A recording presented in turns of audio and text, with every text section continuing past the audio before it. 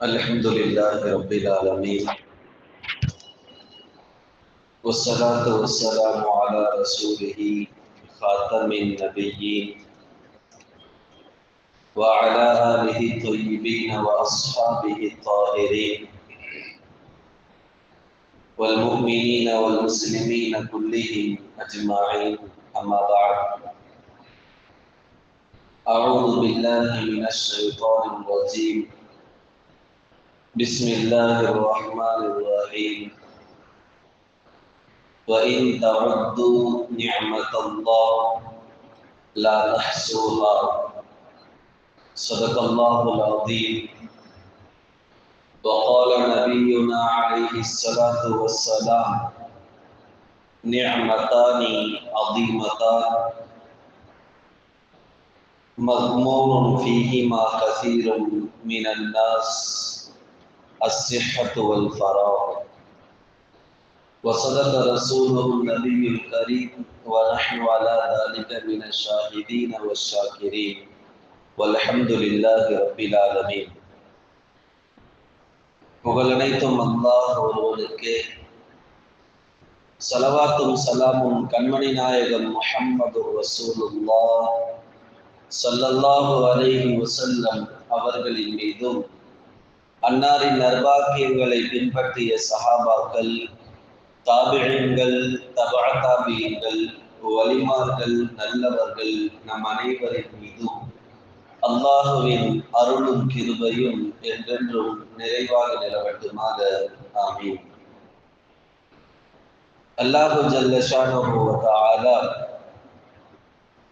இந்த உம்மத்திற்கு பல்வேறு நிஅமத்துகளை கொடுத்திருந்தாலும் ஆக சிறந்த நிஅமத் என்றால் உடல் ஆரோக்கியத்தை அல்லாஹ் ஆக்கியிருக்கின்றான். இந்த வாழ்க்கை எவ்வாறு பயணிக்கிறோம் என்றால், மருத்துவமனைகளும் மருந்துகளும் இல்லாமல் வாழ்க்கை பயணிப்பது கிடையாது.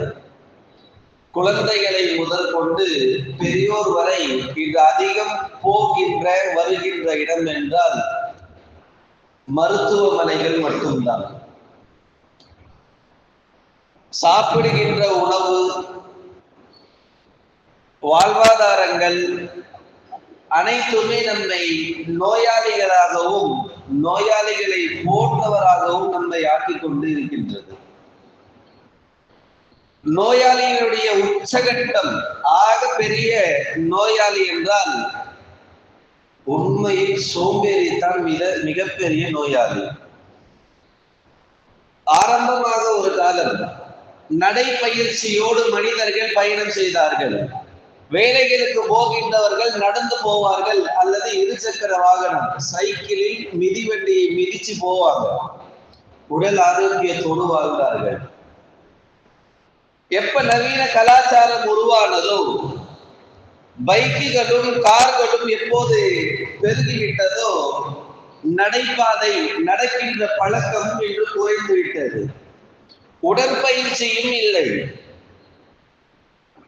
இப்படியெல்லாம் வாழ்வாதாரம் உயர்ந்து கொண்டிருக்க நவீன கலாச்சாரங்கள் வளர்ந்து வர நம்மை நோயாளியாக ஆக்கிக் கொண்டே இருக்கின்றது. ஒரு காலம் இருந்தது அதிகாலை விழிக்கின்ற பழக்கம். அந்த காலத்துல உள்ளவங்க எல்லாம் பார்த்தோம்னா, காலையில சுபு நேரம் ஆகுதோ இல்லையோ, அதுக்கு முன்னாடி டீ கடையில ஒரு திண்ணை, அதுல நிறைய பேர் டீ குடிச்சு அமர்ந்து காலையில் பேசுகின்ற பழக்கம். இந்த பழக்கம் எதுவரை தொடர்ந்ததோ அதுவரையிலும் ஆரோக்கியத்தோடு வாழ்ந்தார்கள். எப்ப காலம் போன போக்குல 7 மணி 8 மணி வரை தூங்க ஆரம்பித்தார்களோ, தூக்கம் அவர்களை நோயாளியாக ஆக்கிவிட்டது. இப்படி எந்த சூழலிலும் எல்லா நிலைமைகளும் நம்ம எப்படி ஆக்குதுன்னா, நம்முடைய வாழ்க்கையை நோயாளியாகத்தான் ஆக்குகின்றது. நபி ஸல்லல்லாஹு அலைஹி வஸல்லம் சொன்னாங்க, நோய் அல்லாஹ் கொடுக்கின்றான். மா அன்சல் அல்லாஹு தாதுன், அல்லாஹ் ஒரு நோயை கொடுப்பது கிடையாது. இல்லா அன்சல் அல்லாஹு தவாஹும், அந்த நோய்க்கு மருந்தை கொடுத்தே தவிர அந்த நோயை ரப்பு கொடுப்பது கிடையாது. அது எந்த நோயாக இருக்கட்டும், காய்ச்சலாக இருக்கட்டும், தலைவலியாக இருக்கட்டும், பெரிய சிகிச்சை செய்ய அளவுக்கு பெரிய நோயாக இருக்கட்டும், எதுவாக இருந்தாலும் அதற்கு மருந்தை வைத்தே தவிர அல்லாஹ் கொடுப்பது கிடையாது. இந்த ரெண்டு நோய்க்கும் என்ன வித்தியாசம்னா, உடல்ல ஏற்படக்கூடிய நோயை திருத்திடலாம். சோம்பேறித்தனத்தால நாம் ஏற்படுத்தி கொள்கின்ற நோய்க்கு ஒரே தீர்வு சோம்பேறித்தனத்தை விடுவது.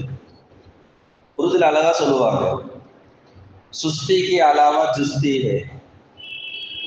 நோய்க்கு மருந்து என்ன தெரியுமா? நாம் சுறுசுறுப்போடு இருப்பது தான் சோம்பேறித்தனத்துக்கான நோய்க்கான மருந்து. ஒரு வேலை செய்ய வேண்டும், யாரிடத்திலும் சொல்லாமல் நாம் போய் போடுவது. பெற்றோர்கள் ஃபேன் போடணும், குழந்தைகள்கிட்ட சொல்லாமல் நாம் போய் சுவிட்ச் போடுறோமே, இதுதான் சுறுசுறுப்புக்கான அடையாளம். ஆக்டிவான பர்சனா நம்ம மாறணும்னா சோம்பேறித்தனம் என்ற நோய் நம்மை விட்டு போயிடும். எப்ப அந்த நோய் போயிடுச்சோ, தொழுகையா இருக்கட்டும், நோன்பா இருக்கட்டும், நல்ல இபாதத்துகளா இருக்கட்டும், நல்ல பழக்கங்களா இருக்கட்டும், எல்லாமே நம்ம கிட்ட வந்துடும். எல்லாத்துக்கும் இப்ப எதிரி யாருன்னா சோம்பேறித்தனத்தோடு இருப்பதுதான் மிகப்பெரிய எதிரி. அது நோய்களில் உயர்ந்த நோய் என்றால் இப்ப பரவி இருக்கின்ற பெரிய நோய் சோம்பேறித்தனமாக இருப்பது தான்.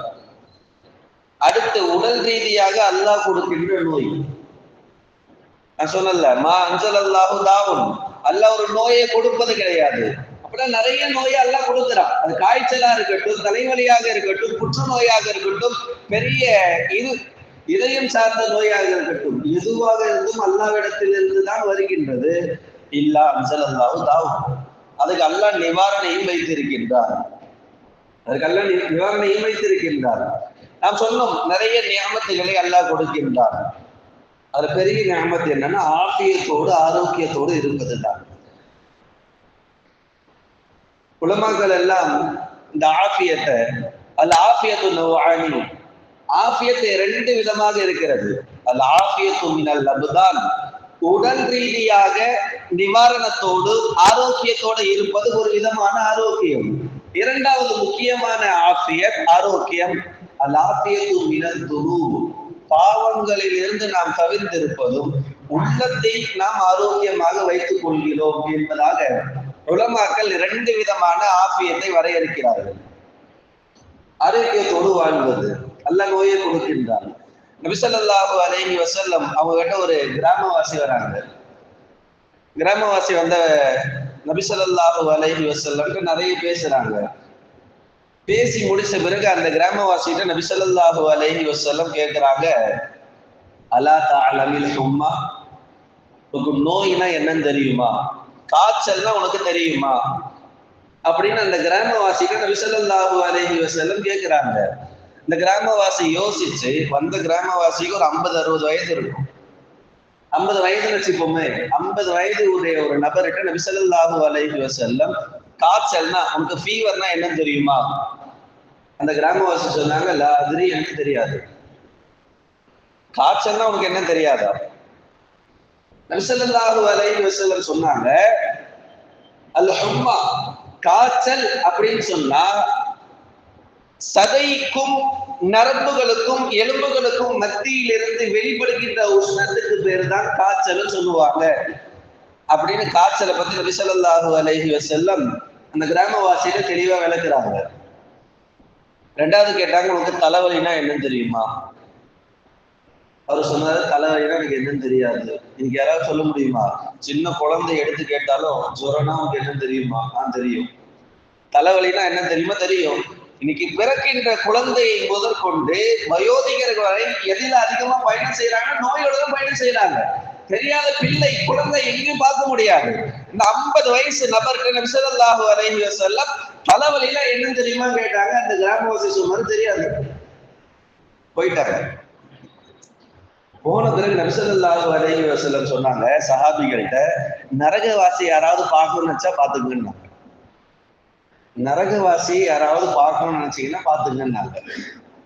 ஏன் அப்படின்னா, ஒரு நபருக்கு காய்ச்சல் வராம, ஒரு நபருக்கு தலைவலி வராம, ஒரு மனிதனுக்கு எந்த சோதனையுமே இல்லாம இருந்தான்னா அவனுக்கு சொர்க்கம்னா என்னன்னு தெரியாது, நரகம்னா என்னன்னு தெரியாது. காய்ச்சல் வந்தாதான் அவனுக்கு தெரியும் ரப்பு யாரு, நான் ரப்பு கிட்ட கேட்கணும். எனக்கு ஆஃபியத்தை கொடுன்னு நான் கேட்கணும். ரப்புடைய ஞாபகத்துக்கு விளங்க முடியும். என்ன ஞாபகத்து? ஆரோக்கியமா நான் இருக்கிறேன். அந்த செயல்பாடு எப்ப நோய்வாய்ப்படுகின்றது மாறுபடுகின்றது. ஒரு காய்ச்சல் வருது, எழுந்துக்க முடியல, சொல்ல முடியல. ஒரு தலைவலி வருது, எதையுமே சிந்திக்க முடியல, எதையுமே செய்ய முடியல. இதெல்லாம் எப்ப வரும்னா இயல்பு நிலைக்கு மாற்றம் ஏற்படும் போதுதான். நாம் ஆரோக்கியமாக இருக்கிறோம், அந்த நேரத்துல நோய் வருது, தலைவலி வருது, ஏதோ ஒரு வலி வரும்போதுதான் அல்லாஹ்வுடைய ஞாபகத்தை நம்மளால விளங்க முடியும். நல்ல உடல் ஆரோக்கியத்தை கொடுத்தானே, அப்ப நம்ம பயன்படுத்தலையே. உடல் ஆரோக்கியத்தை கொடுத்தா நம்ம பயன்படுத்தல. எப்ப தெரியும்? இயல்பு நிலைக்கு மாற்றமாக ஒரு நோய், ஒரு வியாதி வரும்போதுதான் ரப்பை நாம் நினைக்கின்றோம். ரப்பு கொடுத்த ஞானத்தை நாம் யோசிக்கின்றோம். அந்த மனுஷனுக்கு அல்லாஹ் இதுவரை எதுவுமே கொடுக்கலன்னா எல்லாத்தையும் பின்னாடி வச்சிருக்கான்னு நினைச்சுக்கணும். எனவே இந்த நரகவாசியை பாருங்க ஸல்லல்லாஹு அலைஹி வஸல்லம் சொன்னாங்க. அப்ப நோய் என்பதும் அல்லாஹ் நம்ம கொடுக்கின்ற நியமத்து தான். நோய் அல்லாஹ் கொடுக்கின்றான், எதுக்கு கொடுக்கிறான் நமக்கு தெரியாது. ஆனா கொடுத்த ரப்பு நாடுகிறான். நாம் செய்த பாவத்தை நாம் எப்ப அல்லாஹ்ட்ட தௌபா செய்யலையோ, எப்ப அல்லாஹ்ட்ட பாவ மன்னிப்பு கேட்கலையோ, எப்ப அந்த பாவத்துக்காக வேண்டி நம்ம வருந்தலையோ, இந்த மனுஷன் தான் செய்ய மாட்டான். அவன் செஞ்ச பாவத்தை நான் ஒரு நோயை கொடுத்து அந்த நோயின் மூலம் அவனுடைய பாவத்தை அழிக்கின்றேன். அல்லாஹ் அழிக்கின்றான். தெரியாமதா இல்லையா? எத்தனை பேர் செஞ்ச பாவத்துக்கு பள்ளியில உட்கார்ந்தோ தனிப்பட்ட முறையில் அல்லாட்ட பாவ மன்னிப்பு கேட்கிறோம். எத்தனை பேர் மன்றாடுகிறோம்? மனம் வருவது கிடையாது, நேரம் கிடைப்பது கிடையாது. நம்ம நிறைய ஈடுபட்டதுனால நம்முடைய பாவத்தை நினைச்சு பாவ மன்னிப்பு கேட்கிறோம்னு சிந்தனையே இல்லை. எனவே அல்லாஹ் என்ன பண்றான்னா அந்த மனிதனுக்கு, அந்த நபருக்கு ஒரு நோயை கொடுத்து அந்த நோயின் மூலம் முழு பாவத்தையும் அல்லாஹ் மன்னிக்கின்றான். இதுதான் ஆஃபியத்து மினல் துனூப். அல்ல அபுதான் உடல் உறுப்புகளுக்கு நோயை கொடுத்து உள்ளகிற பாவத்தை அதுல இருந்து என்ன பண்ற பரிசுத்தமாக்குறான். இது ஞாபகத்தா இல்லையா? அப்ப நோய் வருவதும் சரி, காய்ச்சல் வருவதும் சரி, ஏதோ ஒன்று நமக்கு சோதனை வருகிறது என்றால் அல்ல அல்லாஹ்வின் புறத்தில் இருந்து தான் வந்தது. அதை கொண்டு அல்லாஹ் நம்முடைய பாவங்களை மன்னிக்கின்றான். அதற்குன்னு நோய் வந்துச்சு, நீ யாரும் நோயை கேட்கக்கூடாதுன்னு ஸல்லல்லாஹு அலைஹி வஸல்லம் சொல்லியிருக்காங்க. அபூ ஹுரைரா ரலியல்லாஹு அன்ஹு சொல்லுவாங்க, நான் அந்த நோயினுடைய வசனத்தை எல்லாம் நபிமொழியை எப்ப கேட்டனோ நான் நினைச்சேன் என் வாழ்க்கை ஃபுல்லா நான் நோயாளியா கழித்து விடக்கூடாதா, என் பாவத்தை எல்லாம் எல்லாம் மன்னிச்சிருவா, நான் பரிசுத்தமானவனாக ஆகி விடுவேன், நான் சோழவாதியாக ஆகி விடுவேன், எப்பவுமே நோயிலே இருக்கக்கூடாதுன்னு நான் ஆசைப்பட்டேன். எல்லா சிறப்பையும் சொன்ன நபி ஸல்லல்லாஹு அலைஹி வஸல்லம் கடைசியில சொன்னாங்க, வலா துஸ்அலுல் ஹும்மா, நோயை தாண்டி ரப்பு கிட்ட நீ கேட்க கூடாது. ஏதாவது காய்ச்சலை கொடு, எனக்கு தலைவலியை கொடு, எனக்கு வயிற்று வலியை கொடு அப்படின்னு சொல்லி கேட்க கூடாது. எப்ப தானாக ரப்பு கொடுக்கின்றானோ, அல்லாஹ் ஒருத்தருக்கு ஏற்படுத்துகிறானோ, அப்ப நம்ம நினைச்சுக்கணும் என்னுடைய ஒவ்வொரு பாவமும் மன்னிக்கப்பட்டு கொண்டே இருக்கிறது, என் பாவத்துல அல்லாஹ் மன்னிச்சுட்டே இருக்கிறான் அப்படின்னு நினைச்சுக்கணும். ஆஃபியத் மிகப்பெரிய நிஅமத். நோயும் நிஅமத், ஆஃபியத்தோடு உடல் ஆரோக்கியத்தோடு இருப்பதும் நிஅமத். நோய் வருதுன்னா அல்லாஹ் நம்முடைய பாவத்தை மன்னிச்சு கொண்டே இருக்கிறான், நம்முடைய எல்லா தவறுகளையும் மன்னிச்சு கொண்டே இருக்கிறான். ஆஃபியத்தோடு நாம் இருக்கிறோம், உடல் ஆரோக்கியத்தோடு இருக்கிறோம் என்பது நபி ஸல்லல்லாஹு அலைஹி வஸல்லம் சொன்னாங்க, அல் முஃமினுல் கவியு கைரும் மினல் முஃமினித் தஈஃப். பலகீனமான ஒரு நபரை விடவும் சிறந்தவர் யாருன்னா பலமுள்ள ஒரு முஸ்லிம் தான் எனக்கு மிகவும் விருப்பமானவர் நபி ஸல்லல்லாஹு அலைஹி வஸல்லம் சொன்னாங்க. ஏன் அப்படி சொன்னாங்கன்னா, நோயை கொடுத்து பாவத்தை மன்னிப்பது என்பது இரண்டாவது. நாம் செய்த பாவத்தை நாம் அல்லாஹ்விடத்தில் மன்றாடி தொழுது அழுது துஆ கேட்பதுதான் முதல். எப்ப நம்ம அதை செய்ய தவறிட்டோமோ அப்பதான் அல்லாஹ் நோயை கொடுக்கிறான், சோதனையை கொடுக்கிறான், சோதனையை கொடுத்து நம்மள ஃப்ரெஷ் ஆக்குறான். அப்ப முதல் சிறப்பு எதுன்னு சொன்னா உடல் ஆரோக்கியத்தோடு இருப்பதுதான் மிகப்பெரிய நிஅமத். ஸல்லல்லாஹு அலைஹி வஸல்லம் சொல்லுவாங்க, இஹ்தனில் ஹம்ஸன் கபல ஹம்ஸ், 5 விஷயம் உனக்கு பொக்கிஷம், அமானிதமாக ஆக்கிக்கொள். 5 விஷயம் வர்றதுக்கு முன்னாடி. முதலாவது ஹயாத்தக கபல மௌத்திக், உனக்கு மௌத்து வருவதற்கு முன்னால் உன் ஹயாத்தை நீ பாதுகாத்துக்கொள். மௌத்து வருது, அதுக்கு முன்னாடி நம்ம எப்படி வாழ்றோமோ அதுதான் மௌத்துக்கான ரிசல்ட். அதனால மௌத்து வர்றதுக்கு முன்னாடி உன்னுடைய ஹயாத்தை எல்லாம் சரி செஞ்சுக்கோ. நீ தொழுகையாளி ஆகிடு, நீ தான தர்மம் செய்பவனா ஆகிவிடு, நல்ல விஷயங்களை ஈடுபடு, கெட்ட விஷயத்தை விட்டு தவிர்த்து கொள். கெட்ட பேச்சுகளோ செயல்களோ நடவடிக்கைகளோ ஒன்றும் இல்லாமல் உன் வாழ்க்கையை பரிசுத்தமாக்கிக்கொள். கபுல்ல மௌத்து வருவதற்கு முன்னால். இரண்டாவது கபுல்ல சகமிக், நோய் வருவதற்கு முன்னால் ஆரோக்கியத்தை பயன்படுத்திக் கொள். நோய் வருது, அதற்கு பிறகு நாம் பாவ மன்னிப்பு தேடுறோம், அதற்கு பின்னாடி நம் வாழ்க்கை திரும்பி வருவது என்பது சந்தேகம். ஒரு பெரிய நோயில் நாம் உட்பட்டு விட்டோம் என்றால் அதிலிருந்து அல்லாஹ் நிவாரணையை கொடுப்பான், எந்த சந்தேகமும் கிடையாது. அதிலே அல்லாஹ் மௌத்தை கொடுப்பதற்கும் வாய்ப்பு இருக்கிறது. எனவே நோய் வருவதற்கு முன்னால் உடல் ஆரோக்கியத்தை பயன்படுத்திக் கொள். மூணாவது பராகக்க கபுல சுகலிக், எதுலையாவது நீ ஈடுபடுறதுக்கு முன்னாடி கொஞ்சம் ஃப்ரீனஸா ஓய்வு எடுத்துக்கோன்னு சொல்றாங்க நபி ஸல்லல்லாஹு அலைஹி வஸல்லம். நம்ம சொன்னல நிஅமத்தானி அதீமத்தான், ரெண்டு விஷயம் மிகப்பெரிய நிஅமத். மக்பூனும், அதுல எல்லாரும் கொடுங்கோப்புத்தனமாக இருக்கின்றோம். கசீரும் மினன் நாஸ், மக்கள்ல நிறைய பேரு எந்த விஷயத்தை நபி ஸல்லல்லாஹு அலைஹி வஸல்லம் பெருசுன்னு சொன்னாங்களோ அது கொடுங்கோப்புத்தனமாக ஒரு கவனம் இல்லாமல் இருக்கின்றோம். முதல் அஸ்ஸிஹத்து வல் ஃபராக், சிஹத் ஆஃபியத் ஆரோக்கியம், அல் ஃபராக் ஓய்வு நேரத்தில் ஓய்வு எடுத்துக் கொள்வது. இன்னைக்கெல்லாம் நிறைய பேர் ஓய்வு நேரத்தில் ஓய்வு எடுப்பதே கிடையாது. குறைஞ்சது 6-7 மணி நேரம் தூங்கணும் என்று டாக்டர்கள் வலியுறுத்தியும் கூட இரவு முழுக்க போனை பார்த்து கொண்டு காலத்தை கலக்கின்ற இளைஞர்கள் என்று ஏராளம். இதெல்லாம் தெரிஞ்ச நபி ஸல்லல்லாஹு அலைஹி வஸல்லம் முன்கூட்டியே சொன்னாங்க, ஃபராகக்க கபுல ஷுகலி, உன்னை ஈடுபடுறதுக்கு முன்னாடி உன்னுடைய வாழ்க்கையில நீ கொஞ்சம் ஓய்வு எடுத்துக்கோன்னு சொல்றாங்க நபி ஸல்லல்லாஹு அலைஹி வஸல்லம். நான்காவது ரொம்ப முக்கியம், ஷபாபக கபுல ஹரமிக், வயோதிகம் வருவதற்கு முன்னால் வாலிபத்தை பயன்படுத்தி கொள்ள வேண்டும். என்ன பயன்படுத்தணும்? வயோதிகம் ஆயிடுச்சு. நபி ஸல்லல்லாஹு அலைஹி வஸல்லத்திற்கு உச்சகட்ட சிந்தனையில் சொல்கின்ற வாசகம், ஒருவனுக்கு வயோதிகம் ஏற்பட்டு விட்டால் அவனால் நல்ல அமல்களை அதிகமாக செய்ய முடியாது, நோன்புகளை தொடர்ந்து வைக்க முடியாது, தொழுகைகளை தொடர்படியாக நபீல்களோடு சுன்னத்துகளோடு சொல்ல முடியாது, நல்ல ஆக்டிவா இருக்க முடியாது. எனவே வாலிபத்தை பயன்படுத்தி கொள்ள வேண்டும். இன்னைக்கு நிறைய பேர் எப்படி ஆயிட்டாங்கன்னா, வாலிபத்தில் யாருமே தொழுகிறதே கிடையாது. அவங்க எல்லாம் நினைச்சுக்கிட்டாங்க வாலிபத்தை எப்படியாவது கழிச்சுட்டு ஒரு 40 வயசு வந்த பிறகு அல்லாட்ட போய் விழுந்துருவோம், அல்லாட்ட நம்ம தொழுவோம், அல்லாட்ட நம்ம கேட்போம், அல்லா நம்மளை மன்னிச்சு கொடுத்துருவாங்க. கண்டிப்பா கொடுப்பாங்க, அது வரைக்கும் நம்ம வெப்பான மாட்டாங்க. நிறைய பேர் நினைக்கிறான் இப்ப விளையாடலாம் எப்ப விளையாட முடியும், இப்ப இந்த செய்யலாம் எப்ப செய்ய முடியும். எந்த வேணாலும் செய்வது தவறு கிடையாது. அல்லாஹ் எதுவரை அனுமதித்தாலும் அதை தான் செய்ய வேண்டும், தொழ வேண்டும். 7 வயது முதல் கொண்டு தொழ வேண்டும். நம்முடைய எண்ணம் இப்ப ஆகிடுச்சு, 50 வயசு வந்தா வீட்டுல செட்டில் ஆகும், அப்ப தொழுவோம். இந்த எண்ணத்தை மாற்ற வேண்டும் என்பதற்காகத்தான் நபி ஸல்லல்லாஹு அலைஹி வஸல்லம் ஷபாபக கபுல ஹரமிக், வயோதிகம் வருவதற்கு முன்னால் வாலிபத்தை பயன்படுத்திக் கொள்ள வேண்டும் என்பதாக நபி ஸல்லல்லாஹு அலைஹி வஸல்லம் சொன்னாங்க. ஐந்தாவது இயலாம போகுது, நீ ஏழையா போற, ஒண்ணுமே முடியாம போகுது, அதுக்கு முன்னாடி ஓரளவுக்கு நீ சேர்த்து வச்சுக்கோ. என்னத்தை சேர்த்து வைக்கணும்?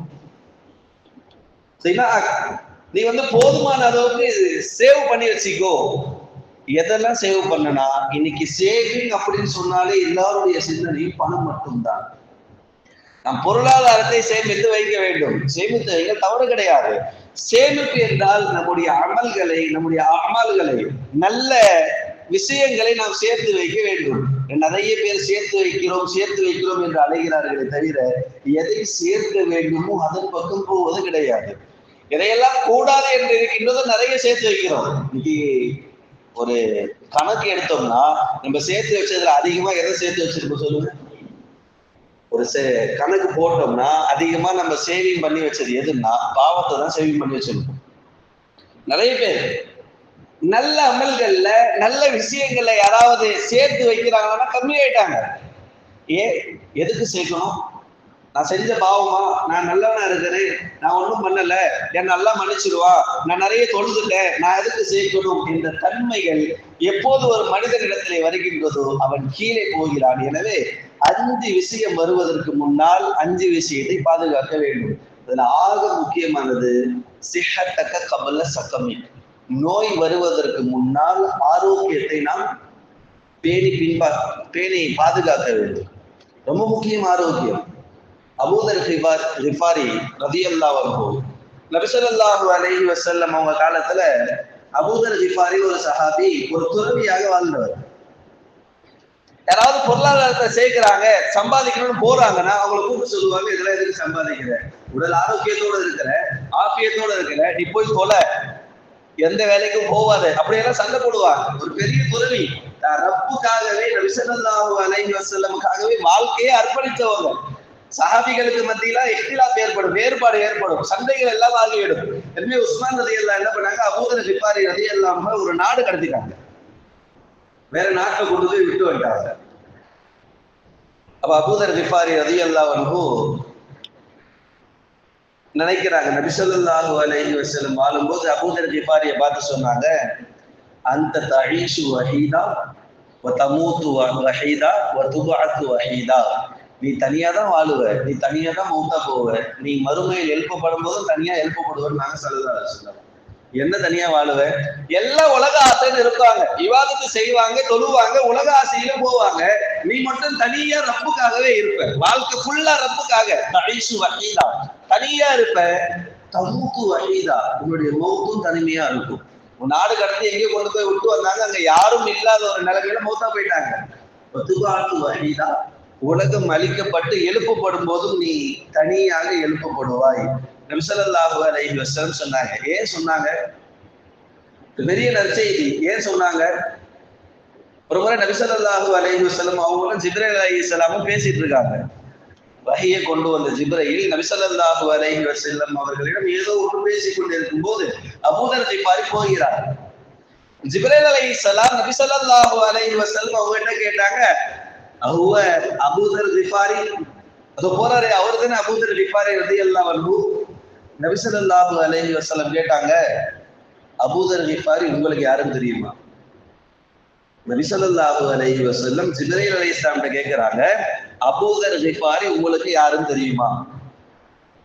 ஜிப்ரீல் சொன்ன வார்த்தை, இந்த உலகத்துல வேணா அவர் தெரியாம இருக்கலாம், எங்களுடைய இடத்துல மலக்குகள்கிட்ட அபூதர் கிஃபாரினா யாரும் தெரியாம இருக்கவே முடியாது, எல்லாருக்குமே தெரியும் அபூதர் கிஃபாரி. நபி ஸல்லல்லாஹு அலைஹி வஸல்லம் கேட்டாங்க, மலக்குகளுக்கெல்லாம் தெரிற மாதிரி நல்ல காரியம் அவர் என்ன செஞ்சாரு, அவர் என்ன நல்லதை செஞ்சாரு, இங்க இருக்கிறவங்க யாருக்கும் தெரியாத போது மலக்குகளுக்கு அரிசி கிட்ட இருக்கிற எல்லாருக்குமே தெரியுதுன்னா அவர் என்ன நல்லது செஞ்சாரு? ஜிப்ரீல் சொன்னாங்க, நீங்க அவர்கிட்டயே கேட்டுங்க, அபூதர் கிஃபாரிட்டே நீங்க போய் கேளுங்க அப்படின்னு நபி ஸல்லல்லாஹு அலைஹி வஸல்லம் ஜிப்ரீல் சொல்லிட்டு போயிட்டாங்க. ஒரு நபுவத் கொடுக்கப்பட்ட நபி ஸல்லல்லாஹு அலைஹி வஸல்லம் அபூதர் கிஃபாரி ரலியல்லாஹு அன்ஹு கூப்பிட்டு கேட்கிறாங்க, யா அபூதர், அபூதரே நீ என்ன நல்லது செஞ்ச, உன்னை பத்தி மலக்குகள் எல்லாம் தெரிஞ்சிருக்குது, நீ என்னமோ துவா கேட்கிறியாமே, என்ன துவா கேட்ட? அபூதர் கிஃபாரி சொன்னாங்க, யா ரசூலல்லாஹ், நான் என்ன துவா கேட்டனோ இந்த மனித சமுதாயத்துக்கு அந்த துவா தெரியாது, மனித சமுதாயத்திற்கு அப்பாற்பட்ட யாரோ உங்கள்கிட்ட வந்து சொல்லியிருக்காங்க, ஜிப்ரீல் வந்தாரா? அபூதர் கிஃபாரி நபி ஸல்லல்லாஹு அலைஹி வஸல்லம் ஜிப்ரீல் வந்து உங்கள்கிட்ட சொன்னாங்களா? ஆமா ஜிப்ரீல் சொன்னாங்க, நீ என்ன நல்லது செய்ய சொல்லு. அப்போ அவர் சொன்னாரு, நான் தினமும் என்னுடைய எண்ணம் என்னன்னா, ரப்பை தவிர யாரையும் நினைக்க மாட்டேன், நான் துறவி, நான் எதிலும் ஈடுபட மாட்டேன். ரப்பனா ஆத்தினா ஃபித் துன்யா ஹஸனா என்பது நல்ல காரியம், நல்ல என்பது ஆஃபியத்து தான், நான் அல்லாஹ்விடத்தில் ஆஃபியத்தை மட்டும்தான் கேட்பேன், எதையுமே கேட்க மாட்டேன். நீ ரெண்டு துவா கேட்கிறாமே என்ன, ரெண்டு வாட்டி 2 தடவை நீ ஏதோ துவா கேட்கிற, என்ன துவான்னு எல்லாருக்கும் கற்றுக் கொடுக்கின்ற நபி ஸல்லல்லாஹு அலைஹி வஸல்லம் அபூதர்ட்ட கேட்டு, அல்லிம்னி, எனக்கு அந்த துவாவை சொல்லித்தான்னு கேட்டாங்க ஸல்லல்லாஹு அலைஹி வஸல்லம். அபூதர் கிஃபாரி சொன்னாங்க, நான் எப்பவுமே ரப்பிட்ட கேட்கறது ஈமானன் தாயிமா, 10 துவாவை நான் எப்பவுமே ரப்பு கிட்ட கேட்பேன். ஒன்னு ஈமானன் தாயிமா, எனக்குள் இருக்கின்ற ஈமானை ஸ்திரப்படுத்தி விடு, நிரந்தரமாக்கி விடு. இரண்டாவது இல்மன் நாஃபியா, பிரயோஜனமான இல்மை எனக்கு நீ கொடுத்து விடு. வகல்பன் ஹாஷியா, மனம் உருகின்ற கல்வை எனக்கு கொடுத்து விடு. உன் பேரை கேட்டா என் கல்வி அச்சப்படணும், பயம் வரணும், நான் உன் இடத்தில் கேட்கணும்.